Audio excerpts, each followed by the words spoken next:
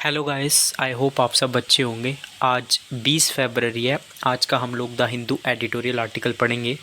एक एक लाइन को मैं हिंदी में एक्सप्लेन करूंगा। आप कोई सा भी एग्ज़ाम दे रहे हो, जैसे UPSC CAPF assistant commandant, UPSC CSC या फिर कोई और एग्ज़ाम जिसमें आपको आंसर राइटिंग लिखना है, ये सेशंस आपको डेफिनेटली हेल्प करेंगे। ठीक है, कोई भी आपको द हिंदू एडिटोरियल आर्टिकल को हिंदी में एक्सप्लेन नहीं करेगा। आप पूरे यूट्यूब पे कहीं भी देख सकते हो। ठीक है, तो मैंने ये इनिशिएटिव लिया है। मैं एक एक लाइन को हिंदी में एक्सप्लेन करूँगा, डिफ़िकल्ट वर्ड मीनिंग भी बताऊँगा, जिससे आपका वोकैब जो है वो अच्छा हो जाएगा। तो प्लीज़ यार सपोर्ट करो, अच्छा लगता है तो कमेंट करो। ठीक है, क्योंकि the Hindu tough word use करता है तो बहुत सारे बच्चों को समझ में नहीं आता है। ठीक है, तो वो 2-3 घंटा अपना वेस्ट कर देते हैं इन आर्टिकल्स को पढ़ने में।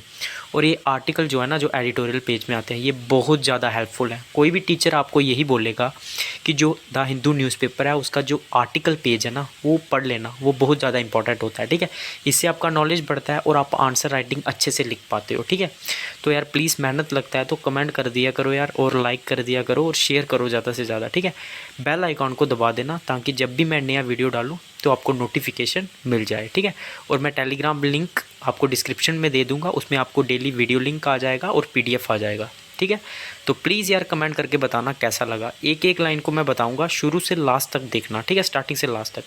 नया चैनल है तो इसको सपोर्ट करो। ठीक है, तो स्टार्ट करते हैं हम लोग। The curious case of the disqualification of politician. तो मतलब एक ऐसा केस जो काफ़ी क्यूरियस है, मतलब जानने लायक है। क्यूरियस होता है मतलब, क्यूरियस का मीनिंग भी लिख सकते हो आप, बहुत सारे बच्चों को पता भी होगा। मतलब जो उत्सुक हो, मतलब जानने लायक हो, इंटरेस्टिंग हो। ठीक है, वो केस है डिस्क्वालिफिकेशन ऑफ पॉलिटिशियन। जब एक पॉलिटिशियन को डिस्क्वालीफाई किया जाता है इलेक्शन लड़ने के लिए, या फिर अगर वो मेंबर है तो उसको हटा दिया जाता है, डिस्क्वालीफाई करना। ठीक है, तो ऐसा कोई केस आया होगा, उसके बारे में आप इस आर्टिकल के अंदर पढ़ेंगे। ठीक है, एक नोटबुक लेके बैठना, उसमें डिफ़िकल्ट वर्ड मीनिंग को नोट करते जाना। ठीक है, तो हम लोग स्टार्ट करते हैं। The instance where the Kerala High Court in January this year suspended the verdict passed by the Kavaratti District and Session Court in an interesting attempt to murder case in which the then sitting member of Parliament of Lakshadweep and Nationalist Congress Party leader Mohammad Faisal PP was sentenced to 10 years in jail has raised an interesting question on his disqualification. तो अभी एक instance हुआ जिसमें Kerala high court में इसी महीने, मतलब पिछले महीने में जनवरी में सस्पेंड कर दिया, जो एक वर्डिक्ट दिया था कावरती डिस्ट्रिक्ट और सेशन कोर्ट ने, जिसमें उन्होंने क्या किया था, मतलब अटेम्प्ट टू मर्डर का चार्ज लगा था किसी पॉलिटिशियन पे। वो क्या था, मेंबर ऑफ पार्लियामेंट था उस टाइम पे, सिटिंग मेंबर था, मतलब प्रेजेंट मेंबर था। ठीक है, वो लक्षद्वीप का मेंबर था, जो यूनियन टेरिटरी है। और नेशनल कांग्रेस पार्टी लीडर था एक मोहम्मद फैजल। उन दोनों को 10 साल की सज़ा दी। सेंटेंस्ड का मतलब होता है सज़ा देना। ठीक है, किस चार्ज में, अटेम्प्ट टू मर्डर के चार्ज में। किसने दी, केरल के एक सेशन कोर्ट ने। मतलब जैसे सुप्रीम कोर्ट हो गया, हाई कोर्ट हो गया, जो उससे नीचे जो कोर्ट रहते हैं ना, जो डिस्ट्रिक्ट लेवल पे, उसको बोलते हैं सेशंस कोर्ट। ठीक है, तो उसमें फिर एक इंटरेस्टिंग क्वेश्चन रेज किया कि अब उसकी जो मेंबरशिप है, उसकी मतलब जो वो अभी लोकसभा का मेंबर था ना वो, तो उसकी डिस्क्वालिफिकेशन पे क्वेश्चन आ गए कि वो डिस्क्वालीफाई हो गया या कब से होगा या कैसे होगा। तो वो हम लोग ये क्वेश्चन रेज हुए उस इसके बाद, जब उसको कन्विक्शन हो गई, मतलब उसको सज़ा होगी, सेंटेंस्ड हो गई। उसके बाद the issue is on whether disqualification for conviction is final और whether it can be revoked. तो इशू ये है कि जो उसकी डिस्क्वालिफिकेशन, मतलब the issue is on whether disqualification for conviction is final, मतलब अभी उसको डिस्क्वालीफाई कर दिया गया है मेंबर ऑफ लोकसभा का, क्योंकि उसको क्या हुआ, सज़ा मिल गई। तो सज़ा मिलने के बाद जो मेंबर है वो डिस्क्वालीफाई हो जाता है। ठीक है, मतलब वो मेंबर नहीं रहेगा लोकसभा का, ना ही वो फर्दर इलेक्शन को लड़ पाएगा। तो अब इशू ये है कि जो उसकी मतलब डिस्क्वालिफिकेशन हुई है कन्विक्शन की वजह से, क्योंकि उसकी मतलब सज़ा हो गई उसको, तो क्या वो फाइनल है, मतलब अभी वो डिस्क्वालीफाई ही रहेगा। और whether it can be revoked. Revoked का मतलब क्या होता है, उसको रद्द कर देना, ख़त्म कर देना, सस्पेंड कर देना। या फिर उसको हम अभी भी रिवोक्ड कर सकते हैं, मतलब रद्द कर सकते हैं जो उसको डिस्क्वालीफाई किया है। ठीक है, उसकी सज़ा होने की वजह से। ठीक है, this is not very rare. Samajwadi party member of the assembly Abdul Azam Khan was disqualified from the Uttar Pradesh legislature just a week ago.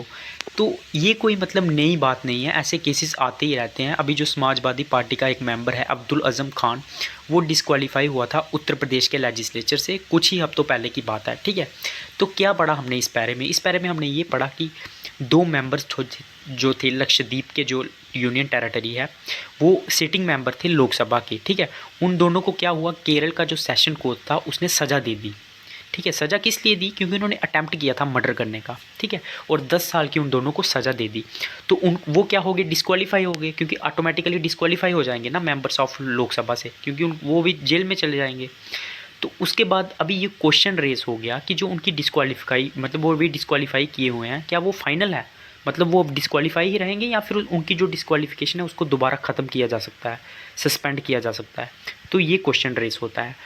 अब इसमें हम पढ़ेंगे, बैकग्राउंड पढ़ेंगे पूरा, ठीक है। यही तो मज़ा है द हिंदू आर्टिकल का, मतलब पूरा बैकग्राउंड से लेके एक एक आपको चीज़ समझ में आ जाएगी।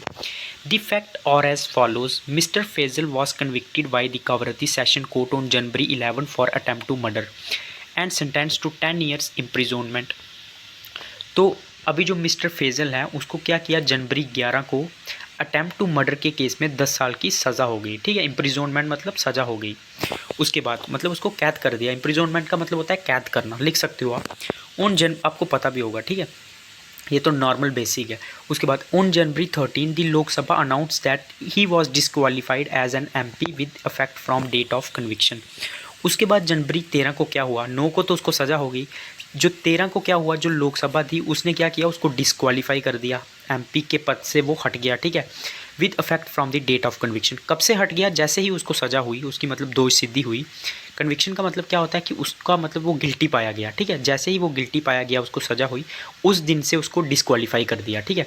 On January 18 the election commission of India fixed February 27 as the date of by election. और उसके बाद क्या हुआ, जनवरी 13 को उसको हटा दिया और जनवरी 18 को इलेक्शन कमीशन ने क्या किया, February 27 को डेट अनाउंस कर दी, बाई इलेक्शन होगी। अब बाई इलेक्शन क्या होती है? बाई इलेक्शन तब होती है जब जैसे देखो कहीं का कोई कॉन्स्टिट्यूंसी का कोई मतलब कॉन्स्टिट्यूंसी का कोई मेंबर है लोकसभा का, जब उसकी कोई डेथ हो जाएगी या फिर और कोई कॉन्स्टिट्यूंसी की वजह से उसको हटा दिया जाएगा, तो वहाँ पे क्या होता है, इलेक्शन होती है। मतलब इलेक्शन होगी क्योंकि उसको वो हट गया, क्योंकि उसकी डेथ हो गई या कुछ हो गया, तो उस जो वो इलेक्शन होती है ना टेम्परेरी, या मतलब इमीडिएटली जो इलेक्शन होती है, क्योंकि सीट को तो फिल करना है, बंदे की डेथ हो गई, उसको डिस्क्वालीफाई कर दिया, उस इलेक्शन को बोलते हैं बाई इलेक्शन। तो क्योंकि वो डिस्क्वालीफाई कर दिया गया, उसको सज़ा हो गई थी, तो उसकी वजह से इलेक्शन कमीशन ने क्या किया, 27 फरवरी को बाई इलेक्शन की डेट अनाउंस कर दी उस कॉन्स्टिट्यूंसी के लिए sorry, with the formal notification to be issued on January 31। और उसका नोटिफिकेशन कब आएगा, ऑफिशियल 31 को, ठीक है। Mister Faizal appeal to the Kerala high court for a stay on his conviction and sentence. लेकिन जो अब सेशन कोर्ट ने उसको सज़ा दी थी, तो जो मिस्टर फेजल था, मतलब जो मेंबर था MP, उसने अपील कर दी केरल हाई कोर्ट में। हाई कोर्ट में तो वो जा सकता है ना कि उसकी जो कन्विक्शन है, जो सज़ा है, उस पर स्टे लगा दो, ठीक है। वो मतलब उसकी जो उसको गिल्टी पाया गया है या फिर जो उसको सज़ा हुई है, सेंटेंस हुई है, उस पर स्टे लगा दो, which the high court suspended on January 25। और जनवरी 25 को जो हाई कोर्ट था केरल ने, उस पर उसको सस्पेंड कर दिया, उसकी जो सज़ा थी उसको सस्पेंड कर दिया, उस पर स्टे लगा दिया, ठीक है। उसके बाद the high court said that the consequence of not suspending the conviction is drastic not just for mister phrasal but also for the nation. तो हाई कोर्ट ने क्या बोला कि जो मतलब अगर हम उसकी जो सज़ा है उसको सस्पेंड नहीं करेंगे, तो इसके ड्रास्टिक मतलब खतरनाक, ड्रास्टिक का मतलब होता है खतरनाक इफेक्ट होंगे, सिर्फ मिस्टर फेजल पे नहीं बल्कि पूरे नेशन पे, देश पे, ठीक है। The cost of a parliamentary election would have to be borne by the nation. Borne का मीनिंग लिखिए, BORNE का मतलब होता है कैरिड करना, मतलब उसका बार लेना, ढोना, अपने सिर पे लेना। तो फिर उसके बाद हाई कोर्ट ने क्या बोला, क्योंकि इसके पूरे देश पे भी इफेक्ट पड़ेंगे और मिस्टर फेजल पे भी इफेक्ट पड़ेंगे। कैसे पड़ेंगे? क्योंकि जो पार्लियामेंट्री इलेक्शन होगी ना, उसकी जो मतलब कॉस्ट होगी, क्योंकि पार्लियामेंट्री इलेक्शन में बहुत ज़्यादा पैसा खर्च होता है, तो वो भी नेशन के कंधों पे आएगी, क्योंकि हम लोग टैक्स भरते हैं, उसी पैसों से ये सब होगा। And development activities in Lakshadweep will also stop for a weeks. और जो डेवलपमेंट एक्टिविटीज़ चल रही है ना लक्षद्वीप में, वो भी स्टॉप हो जाएंगी, क्योंकि MP की जो सीट है वो वैकेंट हो जाएगी। इसलिए क्या किया उसने, उसको सस्पेंड कर दिया, मतलब उसकी जो कन्विक्शन थी उसको सस्पेंड कर दिया। ये हाई कोर्ट ने अपने रीज़न बताए, ठीक है। The elected candidate will have just 15 months to function till the end of the term of the current Lok Sabha. और उसके बाद उन्होंने ये भी बोला कि जो इलेक्टेड मेंबर है, सिर्फ 15 महीने आपको पता है बचे हुए हैं लोकसभा इलेक्शन के लिए, तो मतलब उसने यही बोला कि just have 15 months to function till the end of the term of, क्योंकि 15 मंथ्स बचे हुए हैं तो बाई इलेक्शन करवाना ठीक नहीं होगा, ठीक है। तो इसीलिए उसने उसकी जो मतलब उसको सज़ा हुई थी उसको सस्पेंड कर दिया, ठीक है। Given this exceptional and irreversible consequences it suspends his conviction until disposal of the appeal. Disposal का क्या मतलब होता है, जब तक मतलब उसका निपटारा नहीं हो जाएगा, उसकी जो अपील है उसने की है उसका फैसला नहीं हो जाएगा कि वो कन्विक्टेड है या नहीं, तब तक के लिए सुप्रीम कोर्ट ने अपने रीज़न दिए कि इसका क्या क्या नुकसान हो सकता है, दोबारा इलेक्शन करवानी पड़ेगी, फलाना फलाना जो भी, उस पर भी इफेक्ट पड़ेगा मिस्टर फैजल पे।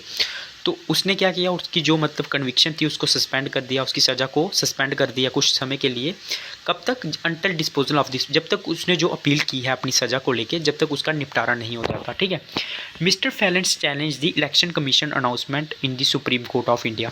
अब मिस्टर फैजल ने क्या किया, इलेक्शन कमीशन था जो उसको भी चैलेंज किया, क्योंकि उसने बाई इलेक्शन अनाउंस कर दी थी ना उसकी सीट पे, क्योंकि उसको डिस्क्वालीफाई किया था।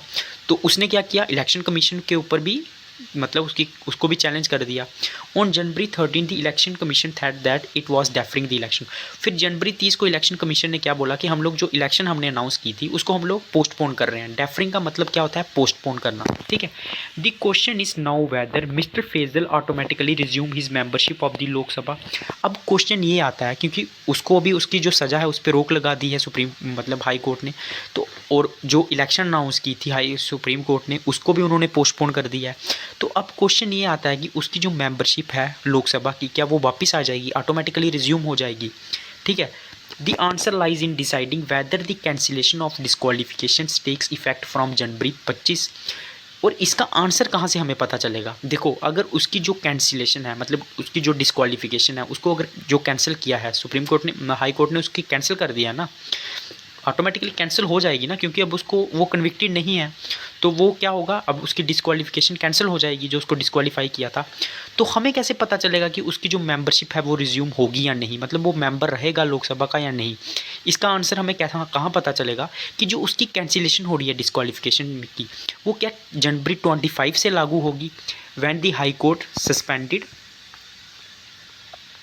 कन्विक्शन, जब हाई कोर्ट ने उसकी जो कन्विक्शन है जो उसको सज़ा हुई थी उसको सस्पेंड किया था कि नहीं होगी, और whether the clock can be rolled back to the date of conviction and disqualifications, या फिर उसकी जो मतलब जो उसकी जो कैंसिलेशन हो रहा है उसके डिस्क्वालिफिकेशन का, वो तब से कैंसिल हो जाएगा जब उसको कन्विक्शन हुई थी, सज़ा हुई थी, मतलब जनवरी 9 को।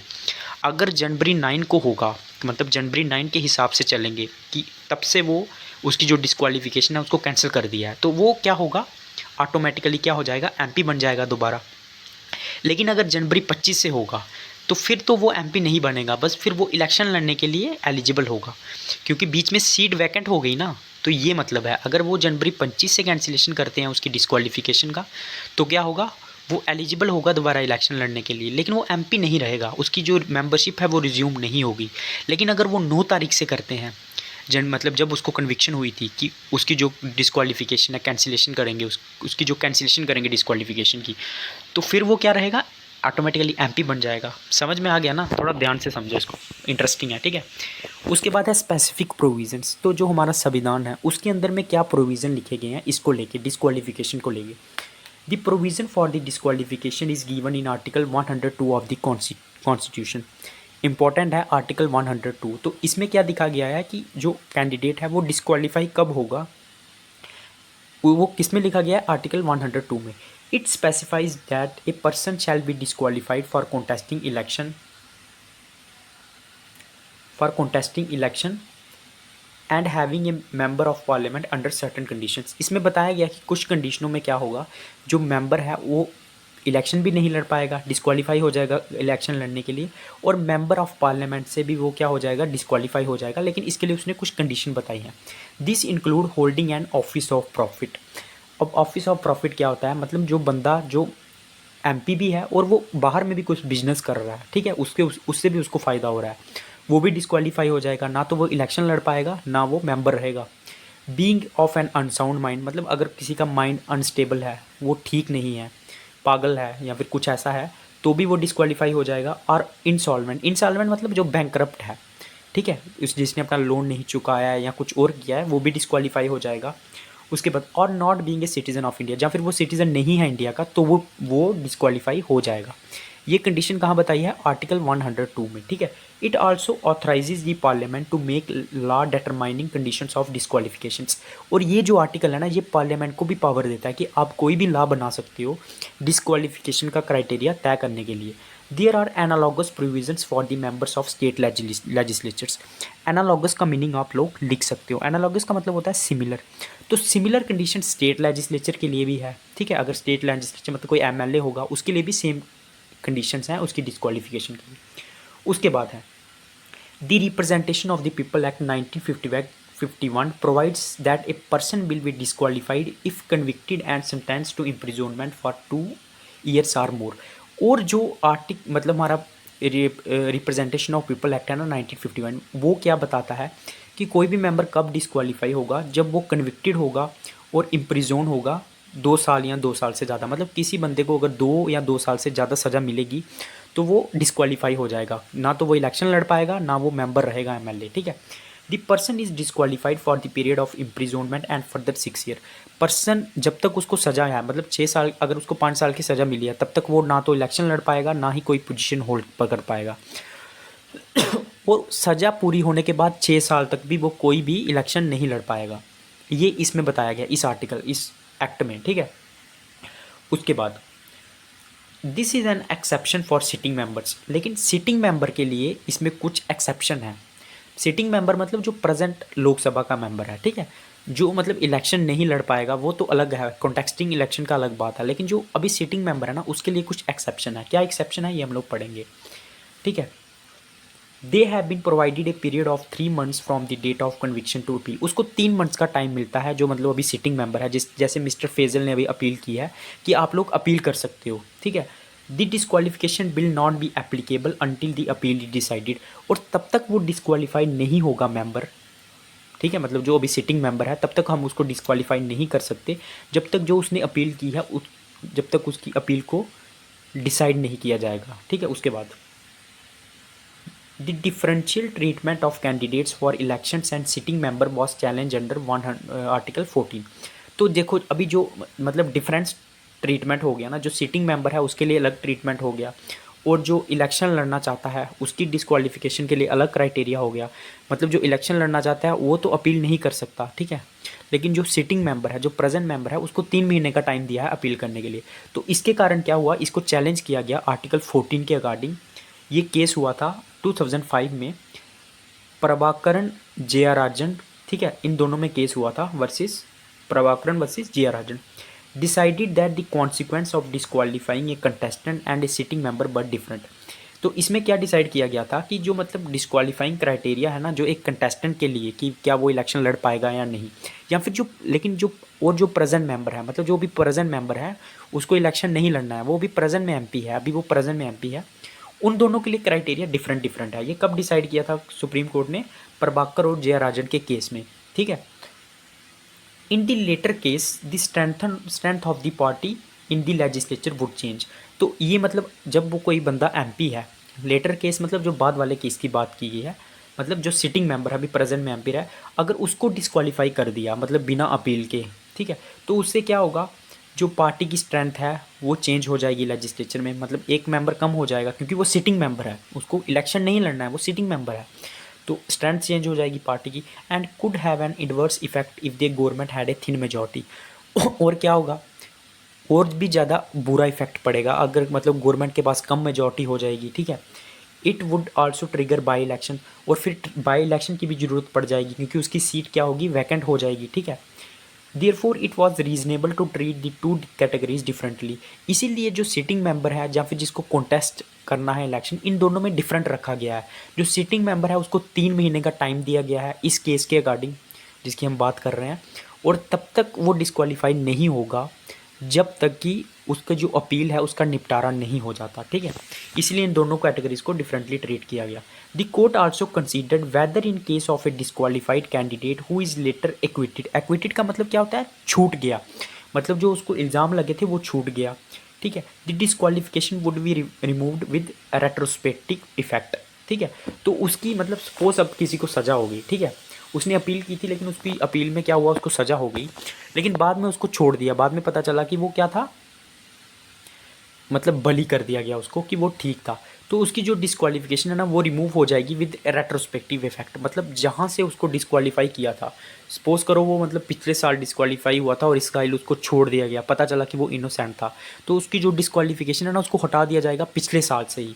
तो कोर्ट जो है वो इसको भी उसने कंसिडर किया इस केस में, ठीक है, विद रेट्रोस्पेक्टिव। रेट्रोस्पेक्टिव का क्या मतलब होता है, मतलब पिछले पुराने तरीके से जहाँ से मतलब डिस्क्वालीफाई हुआ था वहीं से उसको दोबारा लागू कर दिया गया। इसका मीनिंग भी लिख सकते हो, retrospective effect means the that taking effect from any change from the past date. समझ आ गया ना।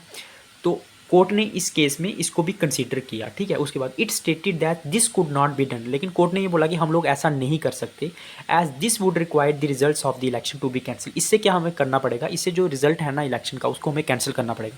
अब मैं आपको समझाता हूँ कैसे।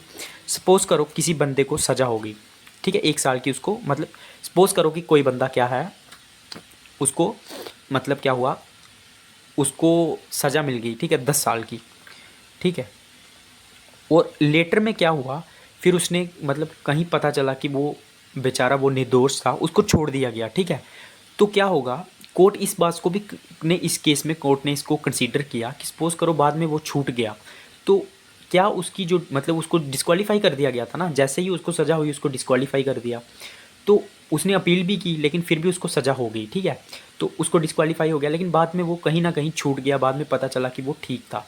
तो कोर्ट ने ये बोला कि हम ये भी कंसीडर कर सकते हैं कि जो बाद में मतलब उसको छोड़ दिया, तो पिछले जो 1 साल था जब वैसे वो सज़ा काट रहा था 1 या 2 साल से, तो वहाँ से जो उसकी डिस्क्वालिफिकेशन है, क्या हम लोग उसको वहीं से मतलब हटा देंगे, उसको क्वालिफाई करवा देंगे, ठीक है, विद रेट्रोस्पेक्टिव इफेक्ट। मतलब जहाँ से उसको डिस्क्वालीफाई किया था वहीं से उसकी जो डिस्क्वालिफिकेशन है उसको कैंसिल कर देंगे। लेकिन बाद में कोर्ट ने बोला कि हम लोग ऐसा नहीं कर सकते, क्योंकि जैसे ही जब उसको डिस्क्वालीफाई किया था तो उसकी जो सीट थी वो फिल हुई होगी किसी ना किसी तरीके से। तो फिर हम जो भी उसका रिजल्ट आया होगा, जो भी उस वहाँ का एमपी बना होगा जब वो सीट खाली हुई है, तो फिर हमें उसको हटाना पड़ेगा, जो इलेक्शन का रिजल्ट है उसको कैंसिल करना पड़ेगा। इसलिए हम लोग इस चीज़ को कंसिडर नहीं कर सकते, ठीक है। तो therefore the removal of disqualification would B prospective and for future elections. तो फिर इसीलिए कोर्ट ने बोला कि जो रिमूवल होगा ना डिस्क्वालिफिकेशन, अब वो क्या होगा, प्रोस्पेक्टिव होगा, मतलब प्रेजेंट टाइम के लिए होगा, वो फ्यूचर में इलेक्शन लड़ पाएगा, ठीक है, ठीक है। तो ये इसका मतलब था। उसके बाद in 2013 a two judge bench of the Supreme Court again considered that this exception would constitutionally invalid।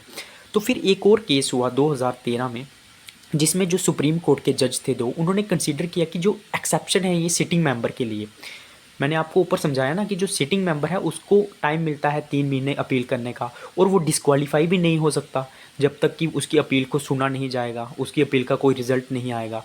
तो कॉन्स्टिट्यूशन ने देखा कि जब जो हमने मतलब सिटिंग मेंबर को जो अपील करने का अधिकार दिया है, एक्सेप्शन दिया है, तो कहीं वो कॉन्स्टिट्यूशनली इनवैलिड तो नहीं है। ये कौन से केस में देखा, lily Thomas versus union of India case हुआ था 2013 में। इट स्टेटेड दैट, उसमें क्या बोला गया, सुप्रीम कोर्ट ने क्या बोला, article 102 empowers the parliament to make law regarding disqualification of a person। तो इसमें उन्होंने बोला कि जो आर्टिकल 102 है, मैंने आपको पहले भी बताया, वो पार्लियामेंट को पावर देता है कि आप कोई भी लॉ बना सकते हो डिस्क्वालिफिकेशन के रिलेटेड किसी भी मेंबर के, ठीक है, for being chosen as and for being a member of either house of the parliament. अब इसका मतलब क्या है मैं समझाता हूँ, नीचे दिया है, इट इंटरप्रेटेड दिस फ्रेज, जो ऊपर फ्रेज दिया है, मतलब सुप्रीम कोर्ट ने बोला for being chosen as and for being a member of either house of the parliament, इसको उन्होंने क्या मतलब बताया, to mean that whereas parliament could specify conditions for disqualifications, those conditions would apply equally to candidates and sitting members. तो इस case में उन्होंने क्या बोला कि पार्लियामेंट जो है वो कंडीशन तो बता सकती है कि कौन डिस्क्वालीफाई होगा कौन नहीं होगा, ये मतलब इसके लिए वो लॉ बना सकती है, आर्टिकल 102 उसको एम्पावर करता है, ठीक है। तो लेकिन उसने ये भी बोला कि ये जो कंडीशंस है ना ये इक्वली ट्रीट करेंगी, चाहे कोई कैंडिडेट को इलेक्शन लड़ना है या फिर कोई कैंडिडेट सिटी मेंबर है, मतलब प्रेजेंट एमपी है, तो दोनों के लिए वो बराबर ट्रीटमेंट होगा अगर वो कोई भी कंडीशन बनाएगी तो। Therefore the exception carved out for sitting member was unconstitutional. तो ये जो एक्सेप्शन बताई गई थी ना कि आपको 3 महीने का टाइम मिलेगा तब तक आपको कोई डिस्क्वालीफाई नहीं कर सकता, तो इसको अनकॉन्स्टिट्यूशनल बता दिया इस केस ने कि ऐसा नहीं हो सकता, ठीक है। कार्व्ड आउट का मतलब क्या होता है, इसको लिख सकते हो आप क्रिएट करना, एस्टेब्लिश करना। तो therefore this exception carved out मतलब उसको क्रिएट कर दिया सिटिंग मेंबर के लिए अनकॉन्स्टिट्यूशनल बता दिया, ठीक है। उसके बाद the judgement further cited that article 110, और जजमेंट में वो एक और चीज़ बोली, साइटेड आर्टिकल 110 साइटेड का मतलब क्या होता है, मेंशन किया उस जजमेंट ने, सुप्रीम कोर्ट ने ये भी मेंशन किया that if A member of parliament was disqualified under 102, तो आर्टिकल 101 क्या कहता है कि अगर कोई मेंबर को डिस्क्वालीफाई किया जाता है अंडर 100 आर्टिकल 102, जो मैंने आपको बताया था कि कोई इंसॉल्वेंट होगा, अनसाउंडेड माइंड होगा, ठीक है, तो उस केस में क्या होगा, हिज सीट शैल दियर अपॉन बिकम वैकेंट। तो वो क्या बोलता है आर्टिकल कि उसकी सीट है जो वो क्या होगी, वैकेंट हो जाएगी, खाली हो जाएगी। दियर फॉर डिस्क्वालिफिकेशन वॉज ऑटोमेटिक, मतलब ऑटोमेटिकली डिस्क्वालीफाई हो गया, तो सीट थी वो ऑटोमेटिकली क्या होगी, वैकेंट हो गई, डिस्क्वालिफिकेशन उसकी ऑटोमेटिक होगी। ये क्या बोलता है, आर्टिकल 101 बोलता है, ठीक है। And had immediate effect if the condition of the article 102 for met, और ये क्या होगा, मतलब इमीडिएटली चालू हो जाएगी, जैसे ही पता चला कि 102 के अकॉर्डिंग वो डिस्क्वालीफाई हो रहा है, ऑटोमेटिकली वो सीट वैकेंट हो जाएगी, ठीक है। ये आर्टिकल 101 बोलता है। तो इस जजमेंट को भी मेंशन किया गया, और जो एक्सेप्शन दी गई थी ना 101 के अकॉर्डिंग, ठीक है, मतलब कौन से रिप्रेजेंटेशन ऑफ एक्ट में, मतलब जो भी उसको एक्सेप्शन दी गई थी कि वो उस बंदे को टाइम मिलेगा अपील करने के लिए, उसको भी उसने खारिज कर दिया, अनकॉन्स्टिट्यूशनल बता दिया। उसके बाद दी इम्प्लीकेशंस मतलब क्या होता है, effect. So what happens if the conviction is suspended, तो क्या होगा अगर उसकी कन्विक्शन को सस्पेंड कर दिया जाएगा, मतलब उसको जो गिल्टी पाया गया है उसको वो सस्पेंड कर दिया कोर्ट ने। Navjot Singh Sidhu was convicted and sentenced to 3 year imprisonment when he was an MP। तो नवजोत सिंह सिद्धू को 3 साल के लिए सजा हुई थी जब वो MP थे। He resigned his seat but wanted to contest the election, उसने अपनी सीट से रिज़ाइन कर दिया लेकिन वो इलेक्शन लड़ना चाहता था, ठीक है। He appeal for a stay on his conviction, तो उसने अपील किया कि जो उसको कन्विक्शन हुई है, सजा हुई है, गिल्टी पाया गया है, उस पर रोक लगा दी जाए, ठीक है। The supreme court stayed his conviction in 2007, supreme court ने क्या किया, उसकी जो कन्विक्शन थी, मतलब उसको जो गिल्टी पाया गया था उस पर स्टे लगा दिया, which remove the disqualification until the appeal was decided. तो उसने क्या किया, उसकी जो मतलब डिस्क्वालिफिकेशन थी उसको रद्द कर दिया, मतलब वो डिस्क्वालीफाई हो गया था ना जैसे ही उसको सज़ा हुई, तो जो फिर सुप्रीम कोर्ट ने उसकी कन्विक्शन पे स्टे लगाया, उसके बाद क्या हुआ, वो डिस्क्वालीफाई हुआ था, जो उसकी डिस्क्वालिफिकेशन को हटा दिया गया until the appeal was decided, जब तक कि उसकी अपील डिसाइडेड नहीं होगी तब तक उसको हटा दिया गया, मतलब तब तक उसको वो डिस्क्वालीफाई नहीं होगा, ठीक है। This decision allowed him to contest the election, और इसकी वजह से उसको क्या हुआ, मौका मिल गया इलेक्शन लड़ने का, ठीक है। उसके बाद the issue was also discuss in the Lily Thomas judgement 2013, और ये जो इशू था वो लिली थॉमस की जो जजमेंट थी उसमें भी इशू हुआ था 2013 में। मैंने आपको पहले ही बताया ना, ये जो इशू था ये लिली थॉमस की केस में भी जजमेंट हुआ था, मतलब इसको डिस्कस किया गया था, ठीक है। उसके बाद the judgement stated that disqualified person, ठीक है, और इसको मतलब इस लिली जो थॉमस जजमेंट 2013 केस हुआ था इसमें भी डिस्कस किया गया था। The judgement stated that a disqualified person may obtained a stay on his conviction. तो इस जजमेंट में क्या बोला गया कि डिस्क्वालीफाइड जो पर्सन है वो स्टे ले सकता है अपनी कन्विक्शन पे, and cited and earlier 2007 judgement that the disqualification would be removed from the date of the stay order, और जो उसकी डिस्क्वालिफिकेशन है वो रिमूव हो जाएगी जब से उसकी मतलब जो उसको जो कन्विक्शन हुआ था, जैसे ही जो भी उस पर मतलब स्टे लगेगा, जैसे ही उस पर स्टे लगा, ठीक है, जब उसको सज़ा हुई थी तो उसी डेट से उसकी जो क्या है, जो मतलब डिस्क्वालिफिकेशन है वो ख़त्म हो जाएगी, ठीक है। सो व्हाट हैपन्स नाउ, तो अब क्या होगा, the Lakshadweep seat would declare vacant but the election commission after the stay order announce deferring the by election. तो अब देखो, मैंने आपको ऊपर पहले ही बताया, तो 2007 में भी ऐसा हुआ था जब नवजोत सिंह सिद्धू को सज़ा हुई थी तो उसकी जो सीट थी वो वैकेंट हो गई थी, बाद में उसकी जो कन्विक्शन थी उस पर स्टे लगा दिया, लेकिन वो जो सीट थी वो तो खाली हो गई थी, ठीक है। तो लेकिन अब क्या होगा, अभी भी उसको सज़ा हो गई है, और उसकी जो मतलब उस पर जो उसकी जो सज़ा हुई थी उसने उसके लिए अपील की मिस्टर फैजल ने, और उसकी अपील को सस्पेंड कर दिया गया। तो अब क्या होगा, the Lakshadweep declare would vacant क्योंकि उसकी सीट अब भी खाली हो जाएगी ना अगर हम लोग 2007 के हिसाब से देखें। After the stay order announce deferring the by election, लेकिन जो इलेक्शन कमीशन है उसने तो अपनी जो इलेक्शन है उसको पोस्टपोन कर दिया है। पोस्टपोन तो नहीं करना चाहिए था ना। The Lok Sabha has kept the seat vacant and has not री इंस्टिट्यूटेड द एमपी, तो जो लोकसभा की सीट है अभी भी वो खाली ही है, ठीक है। और इलेक्शन कमीशन ने अपनी इलेक्शन को भी पोस्टपोन कर दिया है, हालांकि उसको नहीं करना चाहिए था अगर हम लोग 2007 के हिसाब से देखें, क्योंकि सिंधु तो हट गया था ना, उसकी सीट वैकेंट हो गई थी, बस वो इलेक्शन लड़ना चाहता था, ठीक है। The reason that the high court granted the stay was to avoid an expensive election, लेकिन जो हाई कोर्ट ने जो मतलब रीज़न दिया था उसकी स्टे लगाने पे, उसने बोला था कि यार अगर अब इसके 15 महीने बचे हुए हैं मिस्टर फैज़ल के, अगर अब हमने इसको हटा दिया, कन्विक्ट कर दिया, ठीक है, तो उस क्या होगा, बहुत ज़्यादा खर्चा होगा, बाई इलेक्शन होगी, ठीक है, लेकिन सीट तो उसकी वैकेंट ही रहनी चाहिए ना अगर हम लोग 2007 के हिसाब से देखें। द रीज़न ये मैंने बता दिया। The question is whether the removal of disqualification can be back dated as if it never happen and the election avoided, तो क्या ऐसा होगा कि जो मतलब उसकी जो उसकी रिमूवल हुई है डिस्क्वालिफिकेशन की, वो मतलब सीधे वहाँ से होगी जब उसको कन्विक्शन हुई थी, ठीक है, ऐसा कभी भी पहले नहीं हुआ है, तो क्या इलेक्शन को अवॉइड किया जाएगा, मतलब उसको दोबारा मेंबरशिप मिल जाएगी लोकसभा की। और whether the disqualification is removed only from the date of the stay order, या फिर जो उसकी डिस्क्वालिफिकेशन है वो जो रिमूव होगी वो स्टे ऑर्डर के हिसाब से होगी और उसकी जो सीट है वो वैकेंट हो जाएगी, and therefore this vacant seat will be filled by election, तो उसकी जो वैकेंट सीट है वो बाई इलेक्शन के थ्रू की जाएगी, जैसे कि होता आया है ना, जो सिद्धू के टाइम भी ऐसा ही हुआ था, ठीक है। दिस कॉन्ड्रम क्या होता है, पहेली, arises because the Lily Thomas judgment required the seats to be vacated immediately upon the disqualification, whereas Kerala High Court tries to ensure that the MP retains the seat will when until the appeal is decided। ऐसा क्यों हो रहा है, मतलब ये एक पहेली बन गई है, क्योंकि जो लिली थेमस केस हुआ था ना, उसमें क्या हुआ था कि जो सीट थी उस मतलब हाई कोर्ट ने बोला था वो इमीडिएटली वैकेंट हो जाएगी जैसे ही किसी बंदे की डिस्क्वालीफाई किया जाता है, ठीक है। लेकिन केरल हाई कोर्ट ने क्या बोला कि जो एमपी है उसको मतलब उसकी जो सीट है उसको मतलब वापस मिलनी चाहिए जब तक उसकी जो अपील है वो डिसाइड नहीं होती है। The answer will also have an implications for similar cases in future, तो जो भी मतलब इसका रिजल्ट निकलेगा उस जो फ्यूचर में केसेस आएंगे उस पर भी इनका इफेक्ट पड़ेगा। आई होप आपको समझ में आया, अगर समझ में आया कमेंट कर देना, लाइक कर देना, टेलीग्राम ज्वाइन कर लेना, बेल आइकॉन को दबा देना ताकि जब भी मैं वीडियो डालूंगा आपको नोटिफिकेशन मिल जाएगा। डेली फॉलो करो, मज़ा आएगा, नॉलेज बढ़ेगा और फीडबैक दे देना यार। ओके, जय हिंद।